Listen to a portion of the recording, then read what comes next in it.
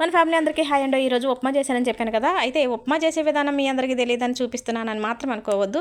అసలు ఉప్మా విషయమే కాదు, మీతో ఏదో మాట్లాడదామని ఇలా మీ ముందుకు వచ్చాను. ఏంటంటే నిన్న యూట్యూబ్ నుంచి డబ్బులు వచ్చాయని మన వాళ్ళందరికీ చెప్పాను కదా. అయితే మన వాళ్ళందరూ ఏమంటున్నారంటే యూట్యూబ్ నుంచి డబ్బులు వచ్చాయి కదా, చక్కగా డబ్బులు పెట్టి వాషింగ్ మిషన్ తీసుకోండి, గుర్తుగా ఉంటుంది అంటున్నారు. కానీ నాకు అలా ఇష్టం లేదండి. మొదటిసారిగా నేను నా సొంతంగా సంపాదించాను కదా, కాబట్టి మా వారు ఇన్ని సంవత్సరాల నుంచి కష్టపడుతున్నారు, ఇంత సంపాదించారంటే ఆయనే కారణం. ఎప్పుడూ కూడా నా రూపాయి నేను సంపాదించినని ఇంతవరకు ఎప్పుడూ అనలే.